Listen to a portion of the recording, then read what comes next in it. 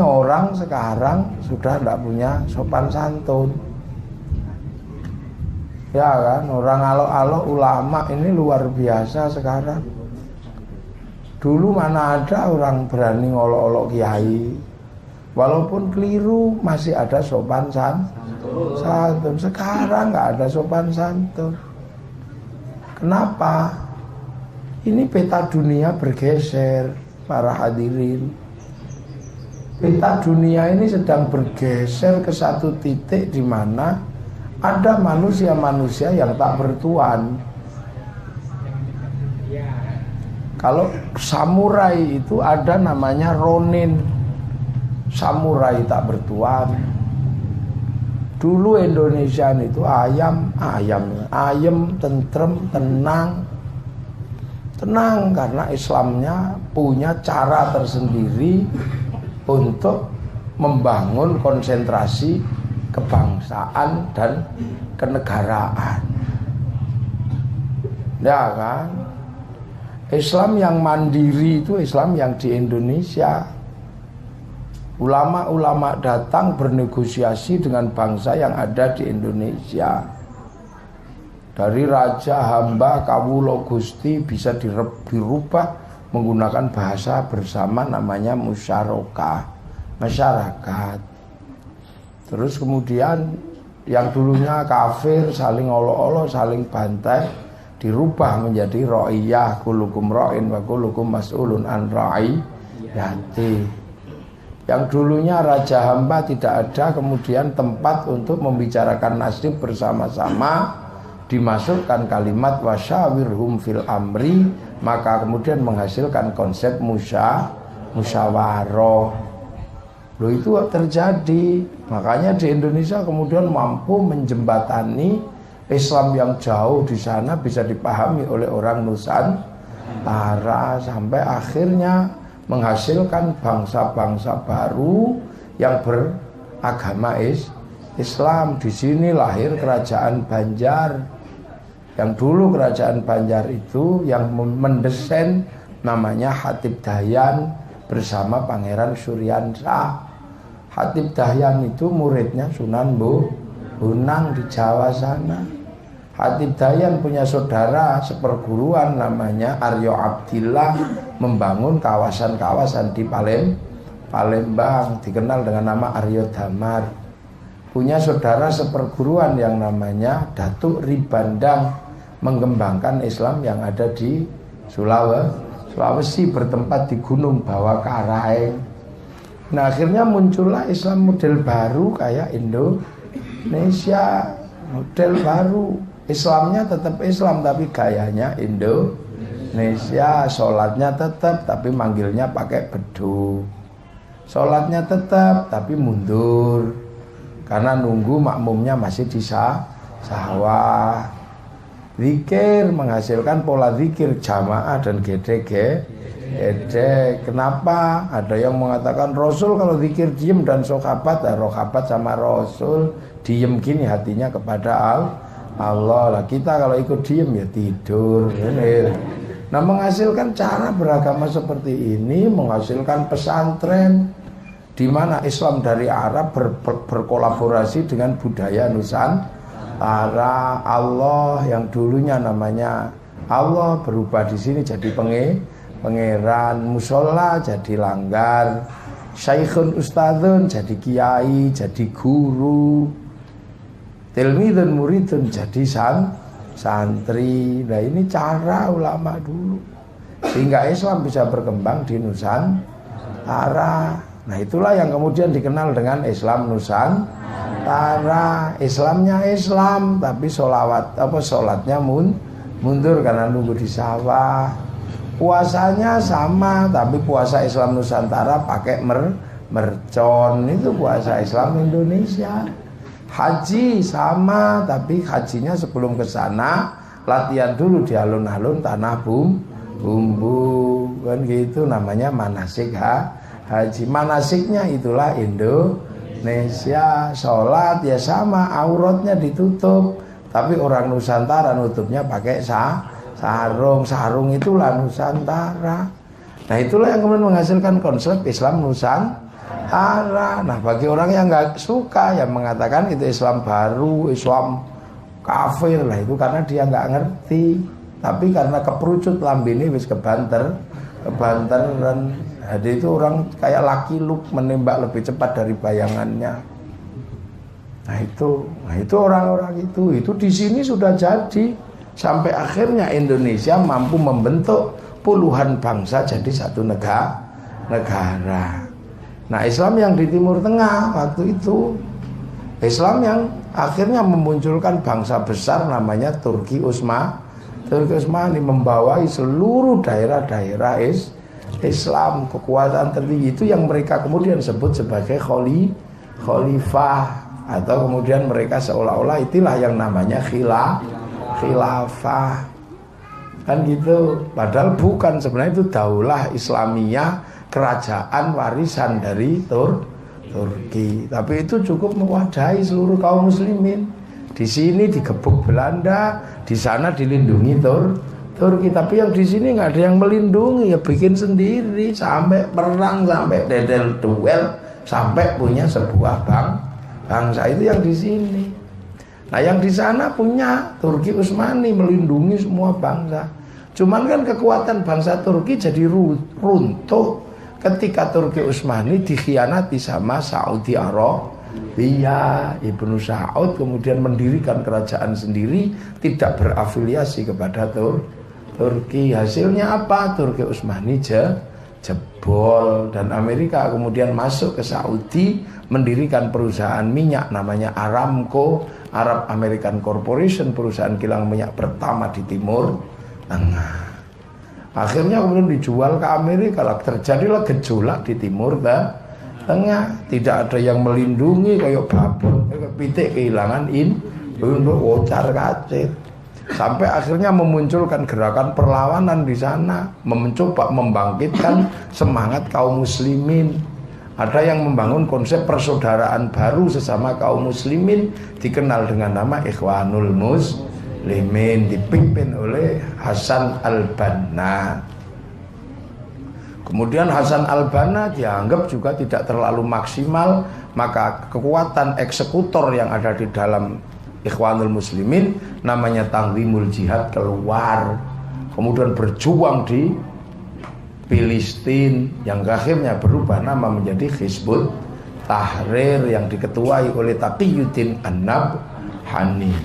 Sementara yang di Afghanistan dan sekitarnya berhadapan dengan Uni Soviet. Akhirnya Amerika membuat kekuatan kaum muslimin untuk melawan Uni Soviet. Nah, ini kan perang di sana, semua membayangkan kembali berdirinya daulah Islamiyah, tapi gagal karena mereka sendiri tidak bisa bekerja sama dengan orang lain, maunya menangnya sendiri. Hizbut Tahrir gak bisa bekerja sama dengan yang lain, merasa paling benar dan merasa paling Islam. Akhirnya berbenturan dengan masyarakat Filistin. Oleh orang Filistin, Hizbut Tahrir ditendang keluar dari Filistin. Akhirnya gentayangan jadi zombie kemana-mana dan ditolak di semua negara. Di tempat asalnya jadi tolak karena nggak bisa kerjasama dengan kelompok lain. Merasa paling benar, merasa paling Islam, dan hanya dengan Hizbut Tahrir lah dunia akan berubah. Wah, akhirnya bentrok sendiri dengan orang Filistin. Hasilnya keluar dari Filistin menjadi hantu gentayangan. Pengen masuk ke semua negara Islam ditolak. Akhirnya bertahan diopeni, dipelihara sama Inggris. Ikhwanul Muslimin di Mesir juga akhirnya sama, nggak bisa bekerja sama dengan sesama kaum muslimin karena semboyan yang dipakai atiullah wa atiur rasul wa ulil amri minkum. Ketika atiullah atiur rasul semua bisa diajak atas nama Allah dan atas nama Rasul dengan semboyan Quran dan Sunnah. Tapi begitu setelah perjuangan mulai berhasil, melihat kekuasaan, mereka berbicara tentang ulil amri, kepemimpinan kekuasaan itu minkum, kumnya hanya dia sendiri, tidak lagi bersama-sama dengan kum yang yang lain. Akhirnya bentrok juga di Mesir, ditendang oleh orang Mesir, keluar dari Mesir gentayangan kemana-mana, ndak punya negara, ndak punya bangsa. Terus yang di Uni Soviet, hampir seluruh kekuatan kaum muslimin dikumpulkan di Afghanistan untuk ngelawan Soviet. Didirikan universitas namanya AMPES, Akademi Militer Peshawar. Itu isinya kaum muslimin, di situ semua persiapan perang menghadapi Soviet. Ada murid-murid Juhaiman Al-Utaibi yang berontak di Mekah tahun 79, bawa ke sana. Namanya Al-Khattab Umar Syekh sama Usama bin Laden, membentuk kekuatan namanya Laskar Al-Ghuraba. Akhirnya perang lah. Setelah Soviet pergi, mereka tidak ada lagi yang ngopeni, karena ternyata mereka juga gak cocok dengan orang Afghanistan. Taliban tidak bisa cocok dengan sana. Akhirnya Taliban bermusuhan dengan penduduk asli Afghanistan. Akhirnya kemudian sebagian ngelompat ke Uni Soviet dipimpin Al-Khattab. Di sana memprovokasi pemberontakan terhadap Uni Soviet. Tapi begitu mereka berhasil, mereka juga nggak cocok dengan orang-orang di Chechnya. Akhirnya diracun antraks sama orang Chechnya. Akhirnya saling bunuh dengan bapaknya Ramadan Kadyrov, presiden pertama Chechnya. Lah ini akhirnya gentayangan kemana-mana karena nggak punya tempat tinggal, melahirkan hantu-hantu berikutnya, pecah menjadi Al-Qaeda, pecah menjadi ISIS, pecah menjadi Jabal Nusrah. Itu sesungguhnya adalah kekuatan yang bentrok dengan penduduk setempat setelah gagal membangun konsep namanya konsep pemerintahan daulah Islamiyah. Nah setelah itu mereka gentayangan kemana-mana, nggak punya tuan mereka ini, nggak punya induk, kan gitu. Karena nggak punya induk, mereka cari tempat di mana mereka bisa membangun gagasan. Kalau di Jepang ada samurai yang tidak punya tuan, namanya Ronin, itu kan samurai tak bertuan. Lah kemudian mereka melihat Indonesia ini adalah lahan subur karena mayoritas Islam, mulailah masuk ke sini melakukan provokasi yang merasa paling benar menggunakan slogan tahayul bid'ah khurafat, ini bid'ah, ini bid'ah, ini bid'ah. Untuk apa? Memecah konsentrasi kaum muslimin yang ada di Indonesia. Ini bid'ah, ini bid'ah. Yang Hizbut Tahrir memecah konsentrasi dengan bendera. Ini bendera tauhid, di luar bendera ini adalah bendera kafir. Untung Indonesia ada NU yang paham kelompok seperti ini dari awal, karena kita punya pengembara internasional yang sangat mumpuni di Indonesia yang dulu bernama Kiai Abdurrahman Wahid. Kita punya orang seperti beliau yang mampu melihat, oh ini gelandangan dunia mau masuk sini. Sementara di sini sudah jadi sebuah organisasi yang meneruskan perjuangan Islam dari para pendahulu namanya Nahdlatul Ulama, yang dengan tegas menyatakan penerus Wali Songo yang mendesain Indonesia, yang akhirnya kemudian kawasan musyarakah musyawarah, ro'iyah, majelis ini dikasih nama wilayah, artinya daerahnya para wali. Ini sudah jadi. Makanya begitu mereka ke sini kaget, loh kok ada perlawanan dari penduduk sini. Ya kan kita tahu begitu mereka masuk sini pasti rusuh, karena mereka tidak bisa beradaptasi dengan penduduk sini. Sudah tahu di sini nggak punya jenggot, suruh pakai jenggot. Sudah tahu di sini itu pergi ke sawah, suruh pakai jubah. Sudah tahu di sini kain warna harganya murah, masih disuruh pakai cingkrang. Oh, ini salah. Inilah bukti mereka nggak pernah bisa ketemu dengan kelompok lain. Sementara NU Nahdlatul Ulama yang bisa ketemu dengan orang di luar Islam ya ketemu, dengan Bandar Dadu ya rukun, dengan apa ya rukun. Dan ini NU, makanya kemudian sekarang mereka merangsek. Lah NU sudah jadi, sudah sampai pada sesuatu yang disemboyankan sama Sayyidina Umar. La islama illa biquwwatin wala quwwata illa bijama'atin wala jama'ata illa biimaratin wala imarata illa bita'atin la ta'ata illa fi ta'atillah. Islam tidak kuat kalau nggak pakai jam'iyah. Jam'iyah nggak akan kuat kalau nggak ada kepemimpinan. Lah kita sudah kuat, kita punya jam'iyah, punya kepemimpinan di bawah kepemimpinan para ulama, di bawah kepemimpinan para kiai. Kita menjadi jam'iyah. Ada banser ganggu kiai sado gitu.